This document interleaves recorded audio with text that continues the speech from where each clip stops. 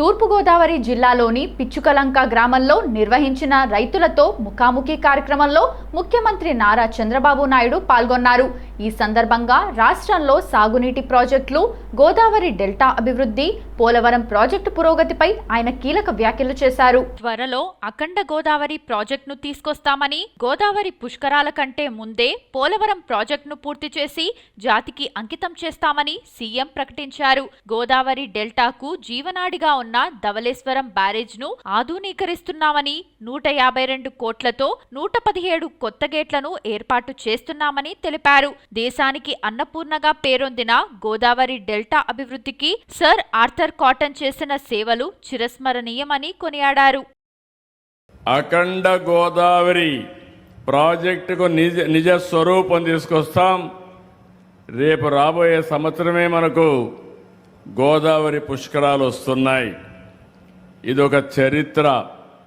గోదావరి పుష్కరాల కంటే ముందే పోలవరం పూర్తి చేసి జాతికి అంకితం చేస్తామని ఈ సభలో మీ అందరికీ విజ్ఞప్తి చేస్తున్నా.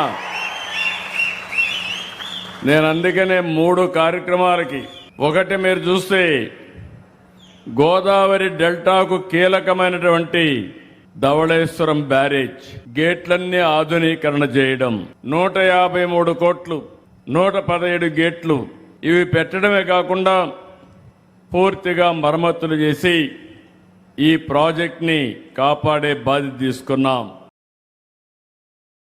మాజీ మంత్రి అంబటి రాంబాబు కూటమి ప్రభుత్వంపై తీవ్రస్థాయిలో విమర్శలు గుప్పించారు.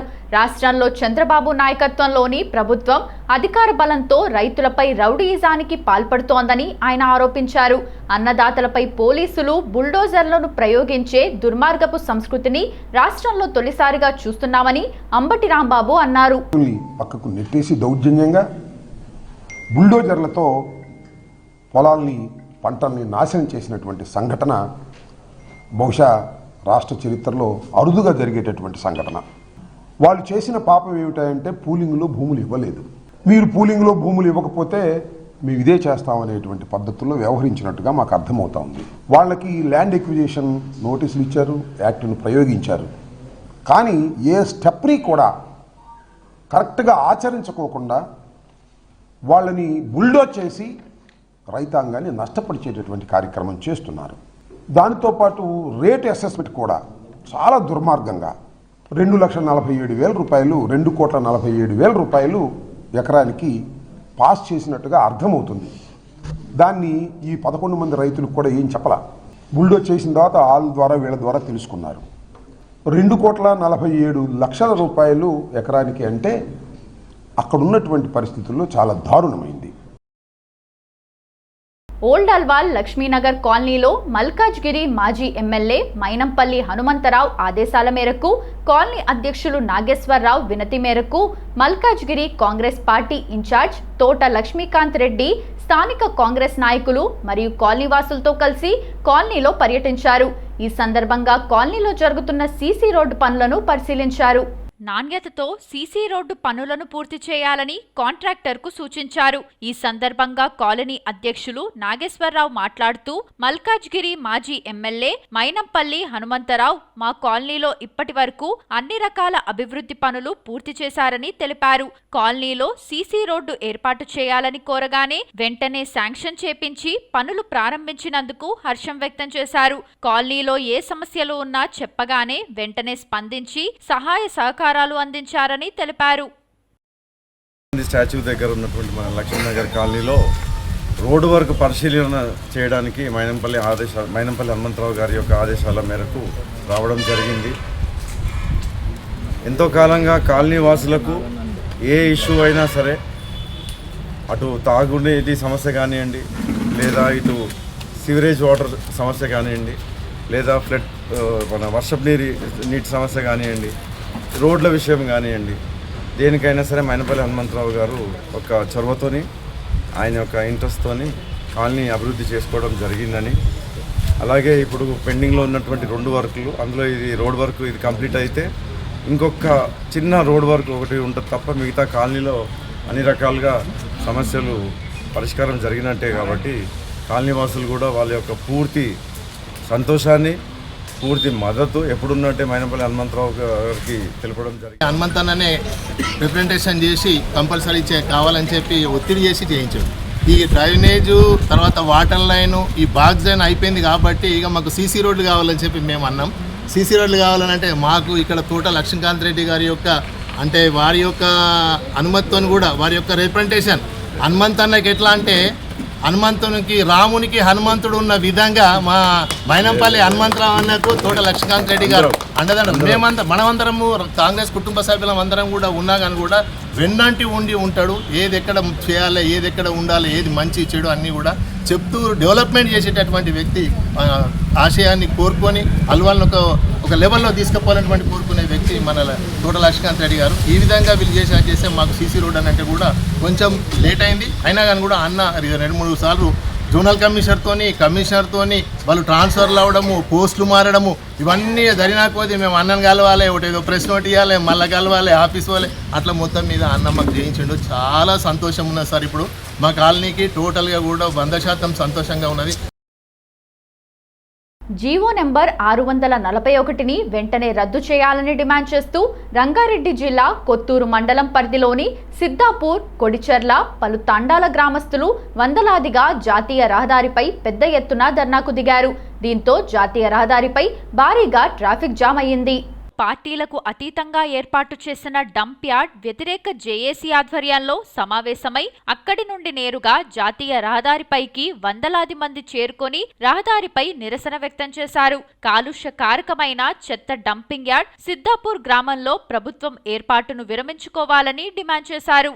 జీవో 641 రద్దు చేసే వరకు ఆందోళనలు ఉధృతం చేస్తామని తెలిపారు.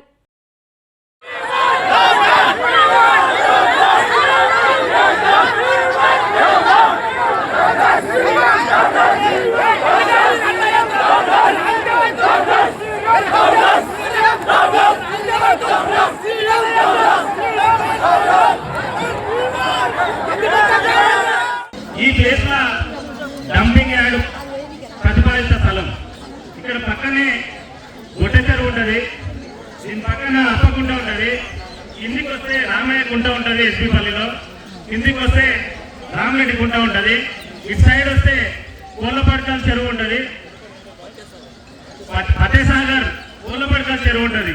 ఈ నీళ్ళన్నీ కలిసి జాండగూడ దగ్గర ఒకటైతే జాండగూడ నుండి తలోకోల్ చెరువు నుండి పాల్నాకుల చెరువు, పాల్నాకుల నుండి మీకు పిల్లగూడెం విలేజ్ దగ్గర వెంకటాపురం వాగులో కలిసి మీకు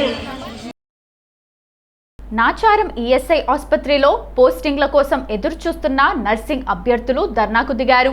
ఎంపికై నెల రోజులు గడిచినా పోస్టింగ్లు ఇవ్వకపోవడంతో తీవ్ర అన్యాయం జరుగుతోందని వారు ఆవేదన వ్యక్తం చేశారు.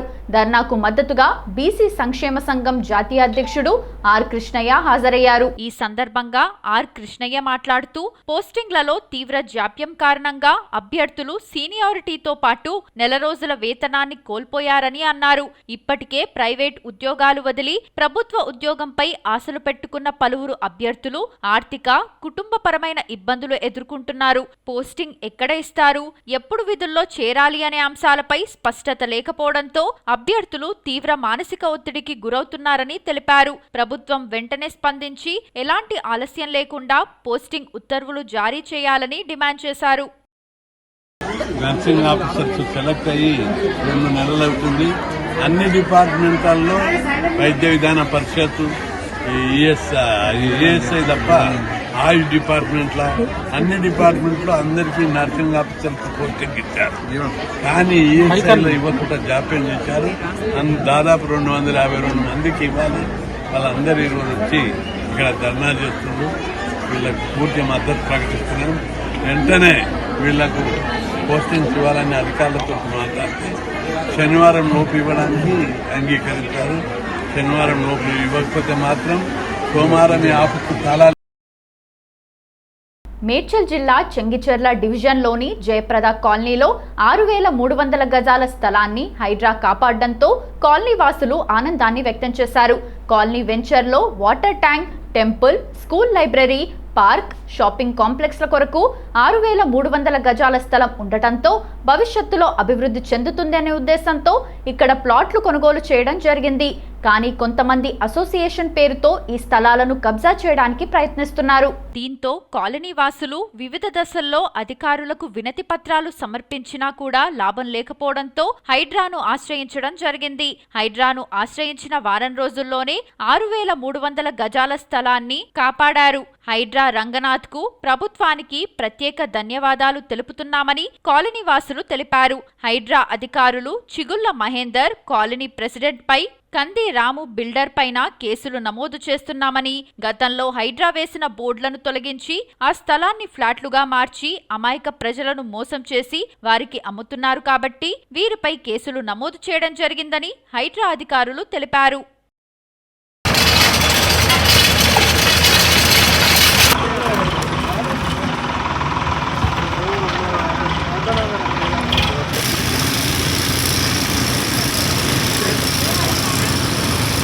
రంగనాథ్ సార్కి చాలా చాలా థ్యాంక్స్ అండి. సిఐ సార్ కూడా రాజశేఖర్ సార్కి ధన్యవాదాలు చెప్తున్నాం. మా కాలనీకి చాలా మంచి పనులు చేసింది. ముఖ్యంగా రంగనాథ్ సార్, రాజశేఖర్ సార్ చాలా చాలా థ్యాంక్స్. మళ్ళీ కూడా కలుస్తాం మేము వచ్చి.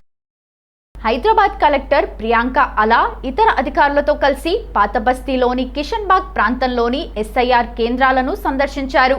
ఈ సందర్భంగా అక్కడ జరుగుతున్న ఎస్ఐఆర్ ప్రక్రియను పరిశీలించి ఫారంలను తనిఖీ చేశారు. అనంతరం బూత్ లెవెల్ అధికారులతో సమావేశమై నమోదు ప్రక్రియ పురోగతి మరియు ఎదురవుతున్న అంశాలపై ఆరా తీశారు. ఎస్ఐఆర్ అనేది ఎన్నికల సంఘం చేపట్టే ప్రత్యేక ఓటరు జాబితా సవరణ కార్యక్రమం. దీని ద్వారా కొత్త ఓటర్ల నమోదు, చిరునామా మార్పులు, వివరాల సవరణ, మరణించిన లేదా అనర్హులైన వారి పేర్ల తొలగింపు వంటి ప్రక్రియలు నిర్వహిస్తున్నారని అవగాహన ఇచ్చారు.